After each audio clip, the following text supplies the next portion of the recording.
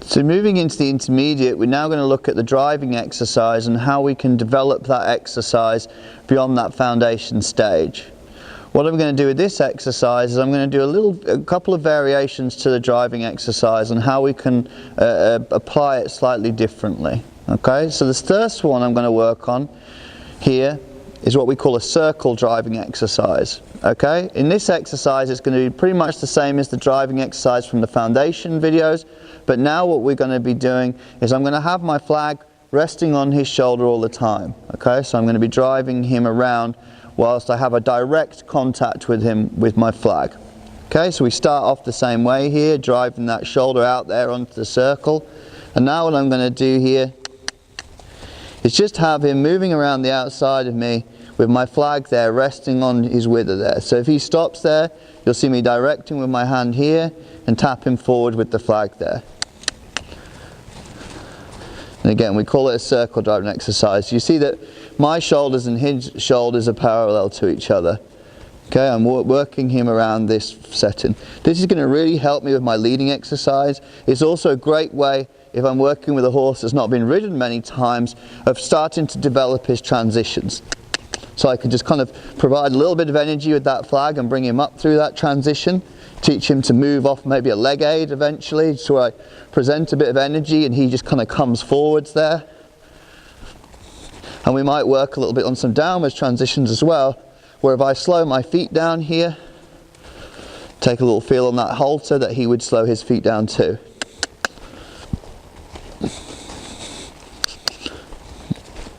Speed him up there, and then slow him down.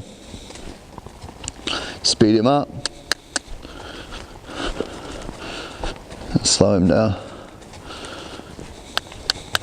You see, now I'm hardly having to do anything with my flag at all. When my feet speed up, his speed up. When my feet slow down, his feet slow down. There, I'd use that flag. He didn't kind of come with me that time. But again, we're sort of working on those transitions, getting him in time with me, getting him to a point where he understands, you know, when my energy lifts, his energy needs to lift. When my energy drops, his energy needs to drop. These are all things that are going to help me with the ridden, getting him to a point where when I ride him, I'm not going to have to rely too much on kicking him or pulling on him to get him to slow down or speed up, that he's looking to sort of stay in time with my energy.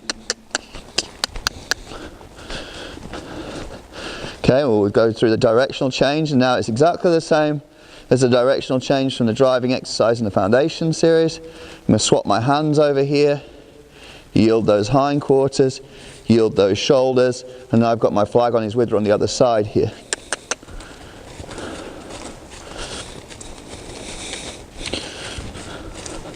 And again, you'll see my shoulders parallel to his shoulders. See there, he's just not really come with me too much. That time, we'll speed him up again.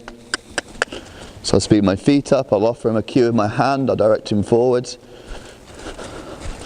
And I want him so that you see my flag resting there on his wither, that it's sort of staying in position, he's not getting closer to me or further away from me.